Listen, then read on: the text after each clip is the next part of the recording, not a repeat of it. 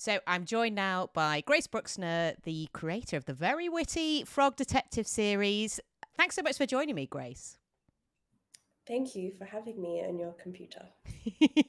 I appreciate it. We got there in the end. We're testing out. Yeah, we did. We got here in the end. Teamwork. It did. Yes, we did it. The third Frog Detective, obviously, it's the last in the series. It's now come out on consoles as well. So this feels like a bit of a definitive end for it all. How does that feel? Um, it's a lot. It's a lot. It's been a process to sort of adjust to the feeling of it being over in like a more real sense of the word. Like we finished the third game last year, and like logically, I knew that most of my creative work was done. And Thomas Bowker, my business partner, did like all of the console ports sort of on his own. So I wasn't like doing active work on it, but it wasn't until we released it that I had this sudden like, whew, Yeah. effective over, and now what? So I'm kind of in like identity crisis mode, but I'm sure it'll pass. If we go back to kind of before the frog detective came to be, you said in other interviews that you didn't have much of a gaming background before getting into making games. Were there any that you would play at all? Yeah, there was a few. So my favorite game was Freddy Fish in the Case of the Creature of Coral Cove, Yes. which was created like by Ron Gilbert, who I saw that you interviewed earlier. Yes. I, I think one time I weirded him out. Like the first time I met him, I was being weird to him because I was like, "Did you make Freddy Fish?" And he's like, "Yes." I was like, "Cool, I love Freddy Fish," and he was probably like exhausted from PAX or whatever. Poor man. He might Anyway, he might have liked that you didn't immediately bring up Monkey Island, to be fair, that you kind of like had a deeper cut of Ron Gilbert compared to other people. yeah, I don't know. I thought maybe that would be the case too, but he was just a bit puzzled, I think. Maybe my energy was It's funny, strange, I which when I met Ron Gilbert, I felt the same, that he felt a bit puzzled. So that might just be his aura, to be fair. yeah, I might just have that vibe. I don't know. Ron Gilbert, comment below, let us know. That's no wrong. Um, um, wait, what was the question? Oh yeah, my favorite. Just starts going on a Ron Gilbert rant. Sorry. Um, yeah, oh, sorry, big fan over here. Uh, yeah, Pretty Fish. I also played World of Warcraft, and RuneScape and Club Penguin. Nice. Uh, a bunch of MMO type things, so like Fliff and yeah. And then I also played the Neverhood. That was another like sort of standalone game that I played. So in that case, I mean, you did have a bit of a gaming background, but I guess maybe didn't identify as being a gamer. Maybe is that what you mean when you? Yeah, I think that's true. And I also like I was in comparison to my brother who played a lot. Yeah, yeah, So I was mostly watching him play, yeah. and I wasn't really playing myself. Like the games that I mentioned, with the exception of like Club Penguin, I wasn't playing much of, and I was playing it in a very sort of, uh, I guess, in a superficial way, where I was just enjoying looking at it and pressing a few buttons, but not really engaging with the game itself so much. In that case, how come you used games as the medium you went into and not another medium instead?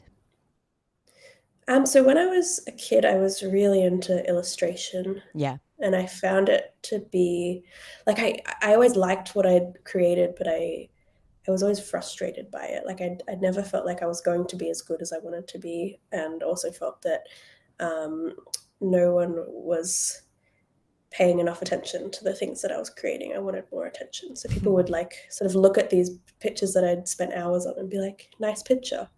And in my head, I'm like, yeah, but I came up with all this like I thought so much about it. Why aren't you like paying attention to it? Um, and I think like that sort of, and then my brother started studying games. He was 2 years above me, um, and he'd sort of had that intention for a while. And so I'd seen him go into the RMIT Games course, and I was like, that seems pretty good. Maybe I'll just do that. And it was sort of like a way where I realized that people could engage with what I was creating in a more focused and like invested sense, which like suited me because I just need people to like I wanted people to look at what I was making. I was like, look at this. Well, they That's all it was. definitely have. What does your brother make of your games? It took him ages to play them. He literally did not play them for so many years that the time that he eventually got around to playing it was when he was in hotel isolation during COVID, and he had literally nothing else to do. So he finally played them, and he was like, "Yeah, they're good." You know, He hasn't yeah. played the third one. Oh, come on, brother, get down to it. Yeah, Um, yeah. you mentioned that you did some stand up before making games. What kind of comedy did you perform, and do you remember any of the jokes you used to tell? Would we be able to talk about something else? So there's this thing with stand-up comedy. Yeah, I mean, maybe I can just say it, yeah, but say like it. Yeah, yes. it's like I did this thing. I had this like vague hobby when Yeah, I was 17, right? And like it never meant anything to me. yeah, of course. Yeah, And I bring it up once that I did it. It's like if like for some reason you got into like knitting one time. yeah. Like that's what it feels like to me. I'm like, Yeah, and you're yeah, like, like I hey, I knitted like wasn't. I was just half doing a it for blanket. fun. Yeah, I was like I needed half a blanket, but I feel like so disconnected from it, and Yeah. I've like found ways to connect it to my work before, but like it just feels so like I don't know. I think I'm realistically what influenced me more probably was like being a drama kid, being a theater Mm. kid than doing stand up. Yeah, yeah. Um, and I'm just like I understand it's a weird hobby to do, like a weird little thing to do, so it's interesting to talk about, but I'm like I can't. I I was just like I was 17. I was just a little guy. I don't know. I I was could just think doing. of weirder I was hobbies, to bored. be fair.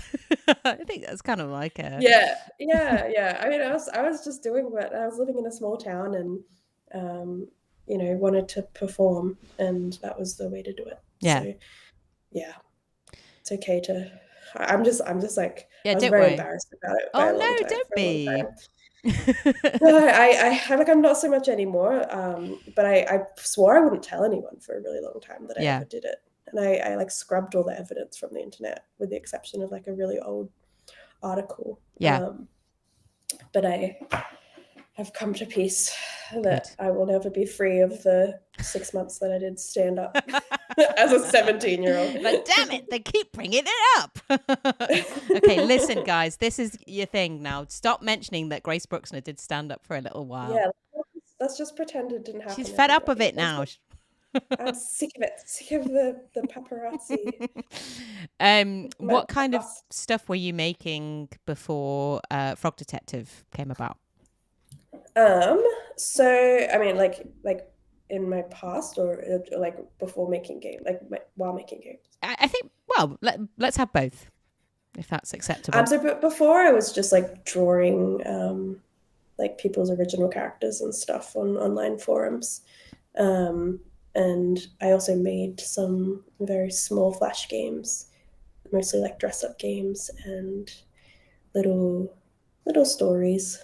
Um, and then when I went to university, like I hadn't made games in a few years by the time I went to university, and made like 3D exploration, like I called them like museum games because you were just sort of walking around and looking at things. Mm. So I made a game called The Fish Market my first year of university that like really made me get into making games, which was just a scene where you walk around and look at what some fish have to sell at an underwater market.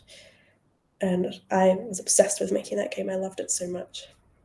And I think I didn't really realize at the time that it was quite weird, similar to most of the things that I do. But I enjoyed making it so much, and like a few people had played it on itch.io, and I made another game, second game called Alien Casino, which is maybe the best game I've ever made. I think that game is brilliant. It's it's the same thing as the fish market, but this time it's an alien casino. I think I remember when I was first getting into Fraud Detective. I remember seeing that on your website, and that's free to play, right? People can just Yeah, yeah they're so simple. Like you physically cannot do anything except for walk around. yeah. I think you can jump. Yeah, you can jump. But I like those games still. Like I still have such a soft spot for them. Like maybe even more fondly than Frog Detective in some ways. I just like love those stupid games. They're so silly. Anyway, so I made them, and then that was like while I was at uni, and then in my second year and third year, started making games that had a bit more content to them until I found like my groove a bit, and then that's when Frog Detective came about. And was he a character you had already been thinking of, or did he just come about for the game, or how did the idea for him come about? So I really liked frogs at the time, Yeah. um, which the frogs weren't so much a like. I didn't have so much of a cultural impact when I liked frogs. Like it was a little bit more niche to You like like frogs. frogs before they were cool, is what you're saying. Before it was cool, yeah. Um, and so like there wasn't a lot of frog games. I remember there was this like website that like listed all the games that had frogs in them, and like there wasn't that many. I don't know how updated that website was, but there wasn't that many. Very specific So website. yeah, it was a good website. I liked it as a niche frog fan back in Yeah. the day. You had to get your content where you could. So I wanted to make a game about frogs and of with a frog in it. And I also really like detective games, or just detectives in general, like that vibe of like noir, Mm. Poirot, um, yeah, LA Noir as well.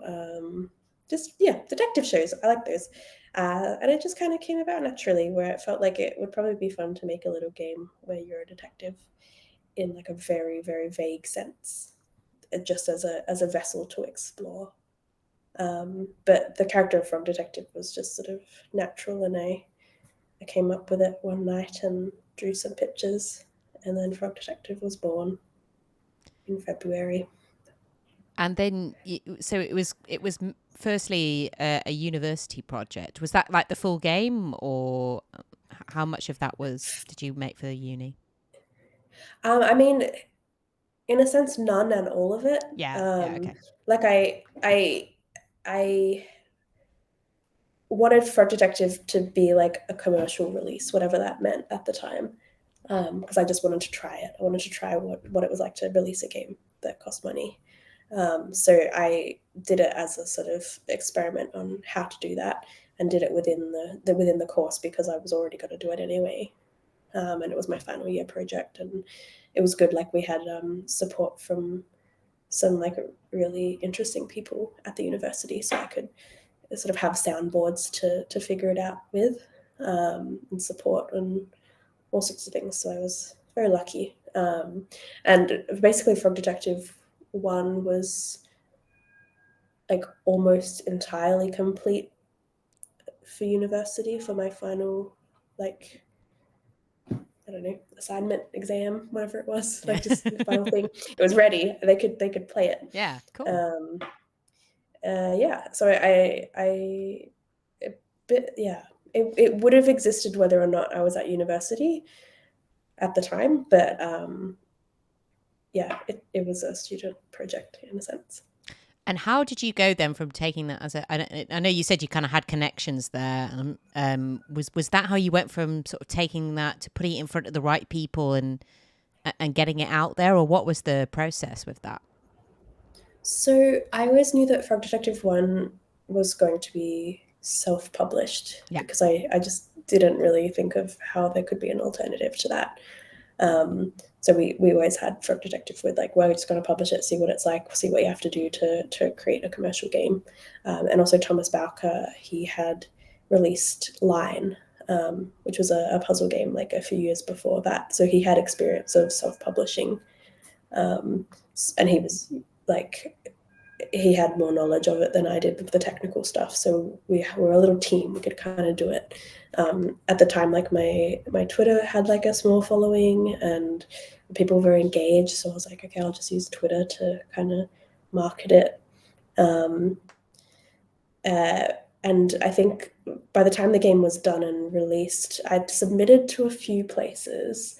I submitted to I'd taken the game to Fantastic Arcade, I think. Maybe that was afterwards. I don't know. The timelines are all really messy, but Yeah. I was at Day of the Devs and Fantastic Arcade with Frog Detective, and we'd also submitted to the IGF where we got nominated, which was really exciting. Yeah. What was that Um, like having that happen? I mean, I kind of. was really excited. I really wanted the IGF, and we didn't win it, Oh. but it was fine. Like I was like, I think it's funny. Like looking back, I wasn't disappointed when we didn't win because I was mostly just excited to be there at GDC and But like isn't that with the kind of IGFs and crazy? everything. But I Like, wanted to win. well, yeah, that makes I sense. wanted a little trophy.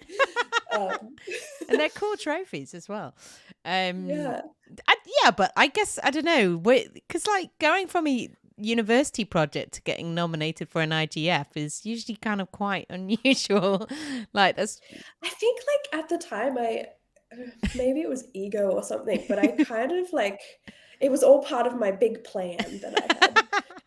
Well, like I'd been working at a games company in my second year, League of Geeks, doing QA. So like I was in the industry in Melbourne already, and I sort of knew everyone that I needed to know, and like was friends with lots of people, and like I felt like I was really really part of it. And I think I was sort of comparing myself to people that were quite successful. So like releasing the game, like I already felt like it could do well. I was really confident in it, and I mean also it had did, support so from you were people. right. It did. Well, it didn't. Okay. It did and it didn't. But yeah, like it was obviously extremely exciting to be nominated for the IGF. Like shortly after Frog Detective 1 came out, like a few weeks after, I had like a very serious health issue happen that sort of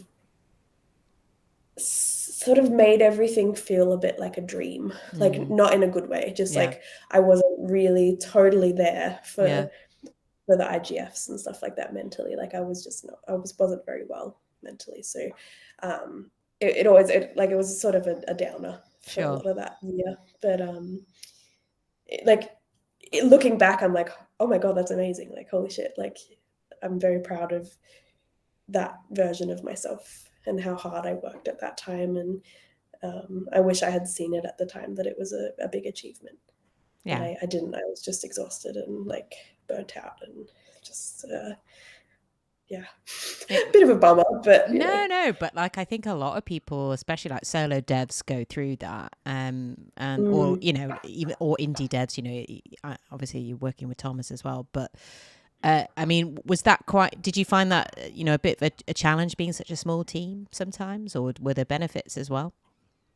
I mostly view it as a benefit, to be honest. I don't think I could work in a team that was much bigger because we work so well together, and his whole thing for this whole project was just he wanted to see my vision for Frog Detective become a reality, which made it, that's like the dream, right? Like it's such Yeah. a like just someone that wants to help you make what you want to make.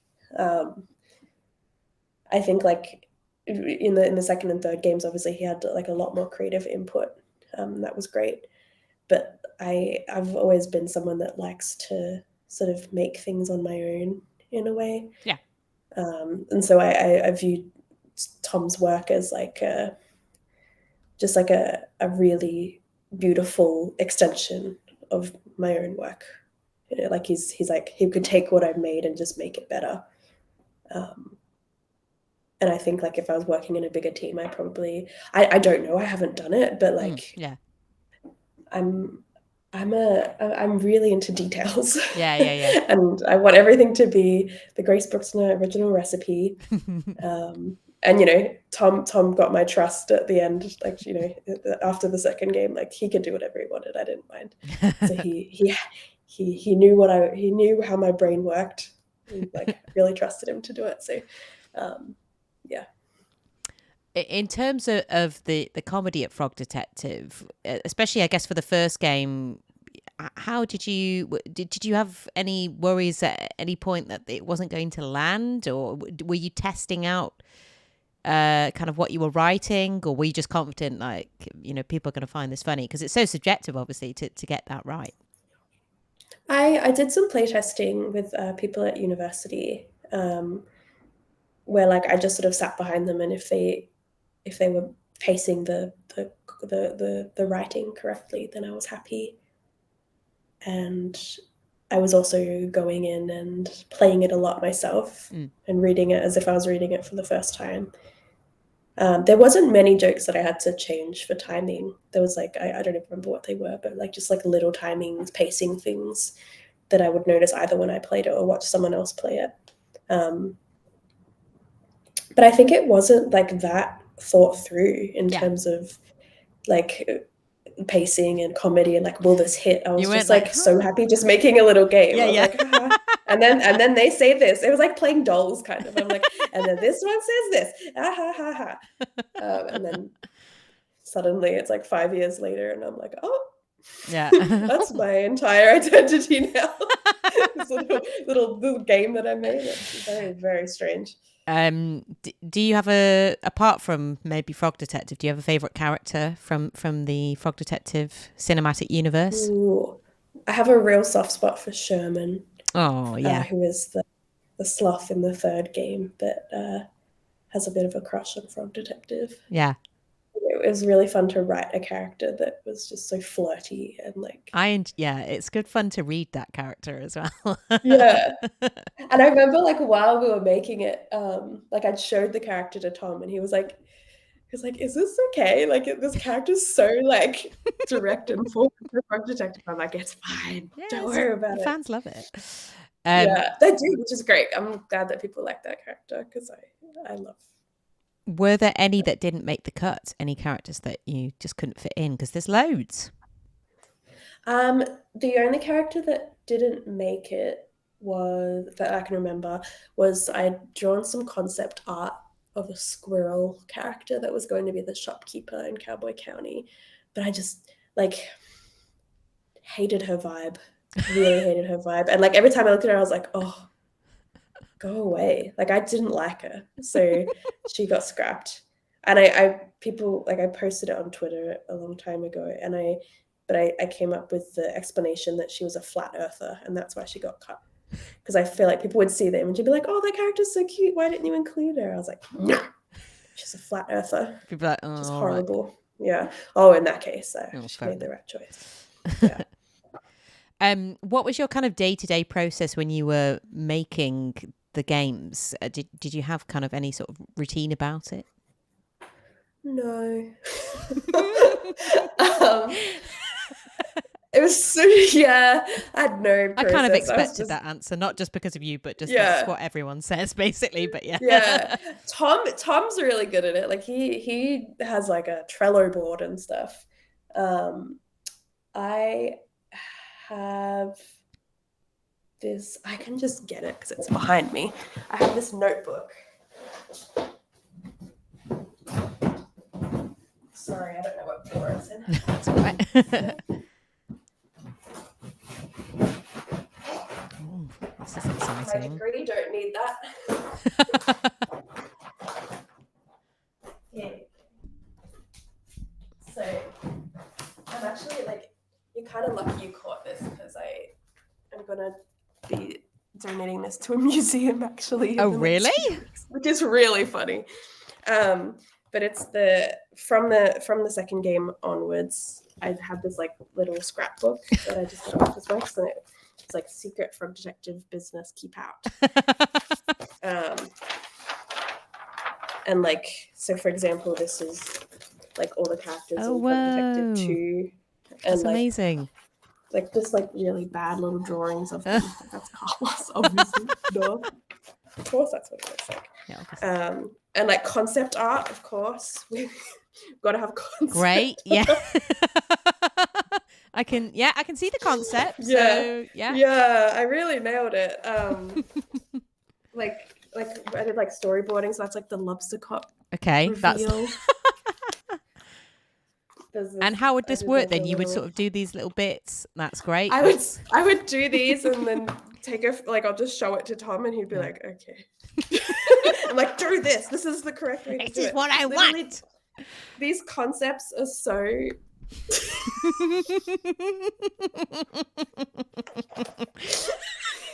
like, hello. And that's why it's really funny that I'm donating it to the museum. It's like... What museum is this? It's ACME, which is an Australian Centre of the Moving Image. Oh, amazing. Yeah, I don't know what they're going to do with it. I don't know if they'll ever do anything with it, but like, it's truly like there's lobster cop. No. Yeah. No. But that's, then, I mean, you do need to do that kind of stuff, so that, yeah, it's useful. Yeah. But like, I quite genuinely, like, I'm using, these are real concepts. I can see, to me. I'm like, how they became into the game. Yeah.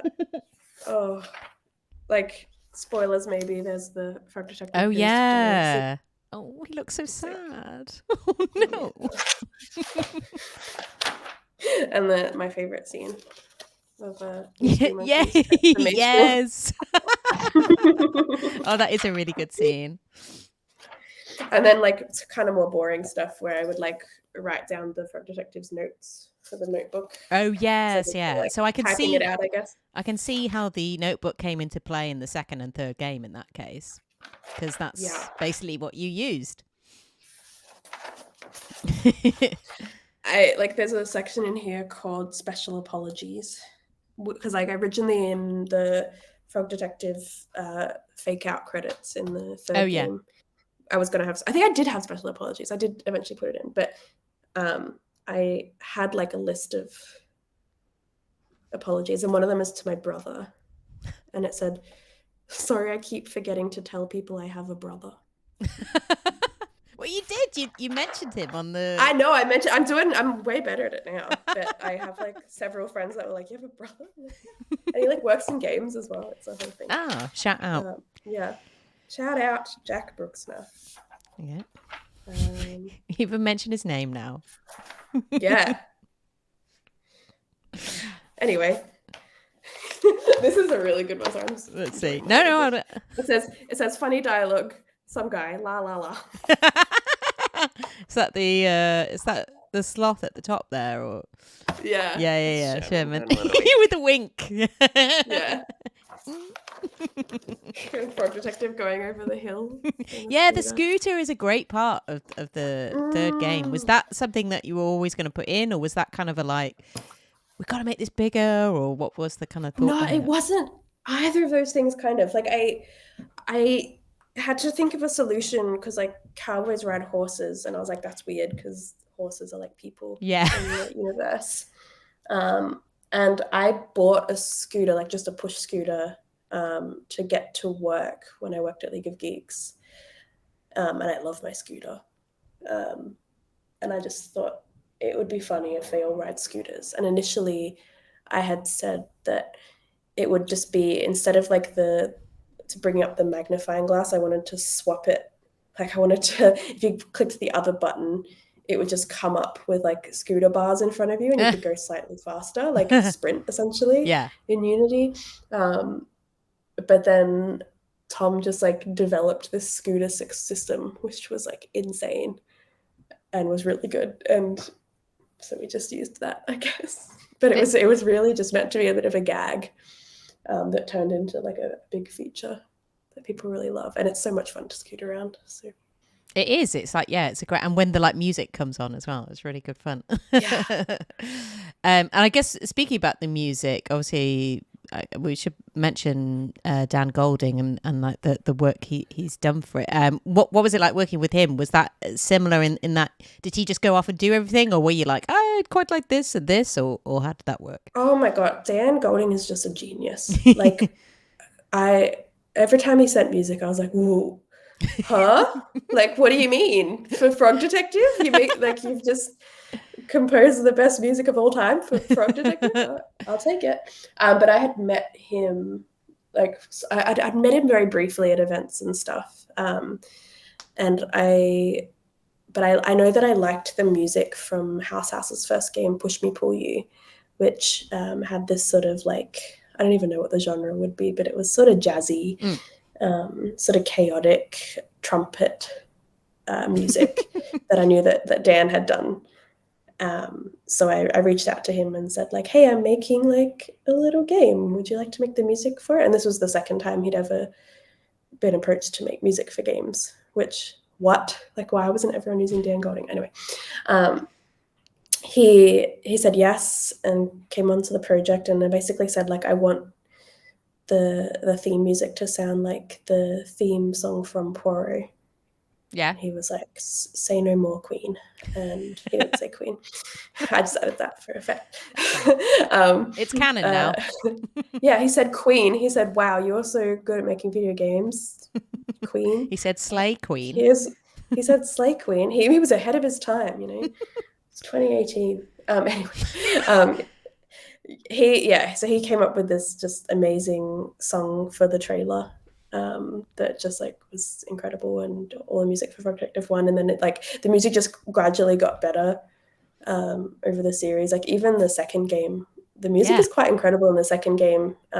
Just the walking around and talking to characters. I think people don't really notice this, but it's such a nice feature where there's a song that's always playing in the woods, but when you go and talk to individual characters, they have like an instrument associated with them. Yeah. So it adds it on top of the island bed. That's what the like MP3 was called in the first game. But it adds it to the background music. So every character, like some will have a saxophone or like guitar or whatever. It just is so nice. And then he made these like banger tracks for my favorite music in the whole game is the like Mystery Monkey's little lab song. Oh right, yeah. It's so good. And like, because for that one I had sent him like the Breath of the Wild lab music. Right, yeah. Okay, I'm trying to remember. Yeah. When you go to like the labs, and there's this sort of like mechanical kind of little fun little tune. So that's what I wanted to emulate, and he just like made the best song ever. So big props to Dan Golding, and like he just had a baby, and he has a PhD, and he has a book, and he has a radio show, and he was on TV, and he made the music for Goose Game. Like he's the busiest man in the world, and I'm very, very honored that he spent time making music for Frog Detective. Were you always planning to leave it at 3, or were you ever tempted to keep going, or were you like always like, yeah, that's it, we're gonna make 3 and that's it? Initially we'd planned for 5 games, sort of vaguely. My initial was 7, but that's, I don't know, that was just a random number. I think we'd pitched as 5 games, and then we were just, it made sense for like funding reasons to just do 3. Yeah.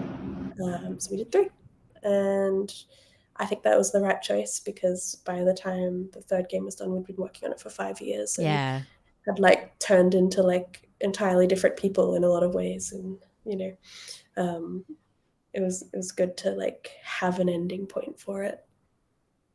So yeah, I'm glad that we left it at 3, and who knows, there might be more later, but at the moment, like we're just so happy to be done in a lot of ways. I get with that. It was such a nice project. Like it was genuinely like one of the highlights of my life working on that project. And I'm so proud of the work that we did. But now I have to find a new thing to do. Yeah, what's that going to be? Do you have any idea? you just I've chilling for started now? making jewelry. Okay. Tell us Just more. complete. Um, I went to like a wax carving class a few years ago. Actually, I've got the ring. I Oh, made this little lovely. frog Oh, that's detective ring. amazing. Oh my God, that's gotta be much. Yeah. It's not very good. Like it's not a great ring. It was the first one I ever made, but Yeah, I, yeah. I did that, and then I also made a like a worm club ring, which is Oh, our yeah. company. Yeah, so I've been getting back into making wax jewelry, which it's like lost wax carving, where you carve things out of wax and then dip it into like it melts, and then you Oh, wow. Okay. mix a mold, and then it turns in. You put silver in the mold. And yeah, it's a whole process. But it's really fun. It's like basically just like sculpting. So nice to sort of have a bit of downtime to do Yeah. something that isn't games and is a bit more physical, until I sort of get the itch back to work on games. Yeah. So you're taking a break, but you think at some point you'll get back into it, Yeah, but with a completely yeah, different kind of. yeah. Like I have a few concepts that I think would be really fun to explore, but I need to wait until my brain is recovered Yeah. I before I mean, can do I was that. going to ask, how do you relax? But I guess, making jewelry is a pretty good way of relaxing. Yeah, I I'm just I don't know. I'm having such a good time. I've been traveling a lot this year. For most of the year, I've been away. Uh, like moved to Sweden for half the year, Yeah. and I'm gonna go back to go between Sweden and Australia now. Uh, yeah, I'm going to South Africa next week. Oh, cool. Just traveling the world, which is a really lucky position to be in. Probably bad for the planet. Definitely bad for the planet, but I personally don't like the planet, so Oh, let it burn. so there you go.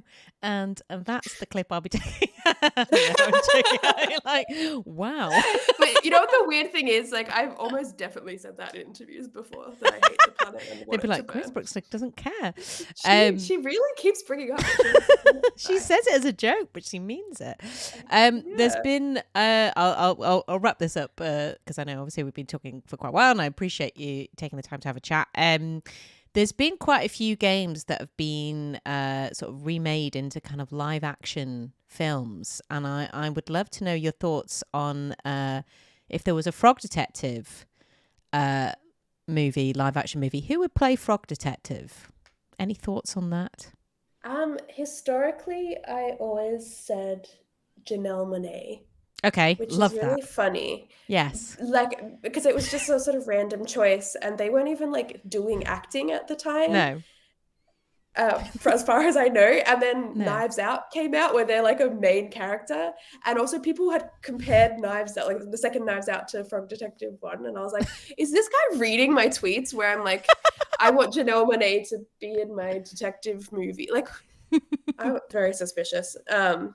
But I think realistically, Michael Cera would be a really good Frog Detective. Oh yeah, I could see that as well. Mm, yeah. Yeah, that's really good. Yeah, that's great. Mm, Um, and I guess finally, you put yourself in these games, which I know is kind of like a little joke as well. But I mean, you've kind of mentioned that it's also to kind of be visible as a female games developer. I mean, was that something you mm. were very conscious of when you were making these games?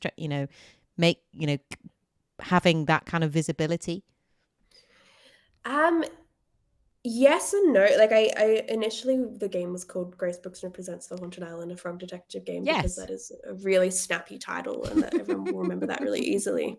And the only reason that I changed it from that was because I was scared of putting my name on a game on Steam and like having that be just so like available to Mm. be, I don't know, whatever would happen. And it hasn't been a problem until we put it on consoles. Like some people, for some reason, are real mad at me specifically. I don't know why. Like What, the they like don't character, like you the mean? game. No. Oh, Like me as a are you? person. Oh, okay. They don't like Frog Detective, right? They've played the game, they don't like it, and then they're like, she made this horrible witch. I'm going to find her.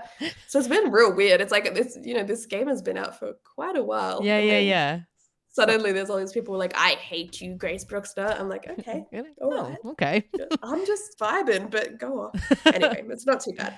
But it's good to be visible. And I want to sort of maybe lean into that more in the future, at the risk of coming off as a solo dev. That's the main risk with it. Is Yeah. like there's almost no games that I can make on my own. So to put my name on something is a bit like there's a lot of Thomas Bowker erasure happening in the world. Okay, yeah. We're just going to shout his name a couple of times.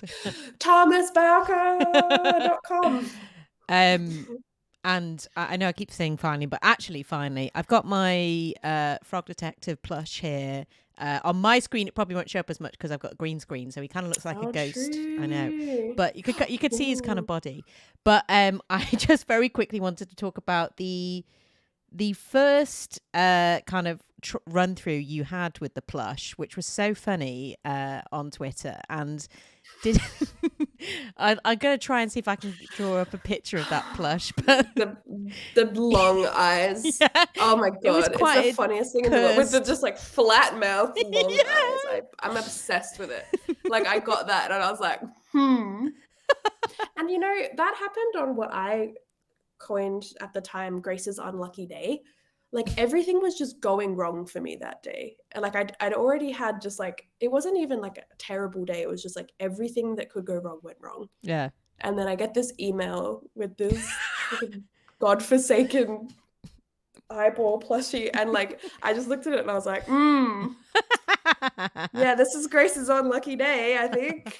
Yeah. So that's what I always associate that image with, Grace's unlucky day. I was in Seattle at the time, I think. Well, I hope you... Was I? No, I wasn't. Were you what? Scratch that. I thought I was in Seattle, but I wasn't. Okay. Scratch that. Forget that, everybody. Ignore that. Who knows where I was. Well, thank you so much for having a chat with me. I really appreciate it. And looking forward to whatever you next create, whether that may be. And good luck with it. I mean, you don't really need luck, to be honest. You kind of, Bless you. Yeah. Oh wait, in the UK, yes, when people say bless you, it's like really offensive, right? I don't think so. Bless. It's kind of a bit. Bless. Yeah, they're like, bless, bless, love, bless. Yeah. Okay, so no bless, but bless you is maybe fine. Yeah. Yes. Thank you, and subscribe. Like and subscribe. And I'm sure people already kind of know where they can follow you, but you're more on kind of Blue Sky now or Twitter, or where? I'm on nothing. You're on nothing. Excellent. She's on nothing. I might use my Instagram. It's like grace.wormclub, but okay. and also gracebruxner.com, etc. Yeah. Worm Club. Yeah. Check out those things. Club. The Frog Detective Twitter account's pretty active. Yes, it is. Yeah. Cool. Yeah. All right. Sorry, X, yes. Right, yes, X. Anyway. Right, thank you so much, Grace. And I'll let you get back to doing what you were doing. Bye. Bye.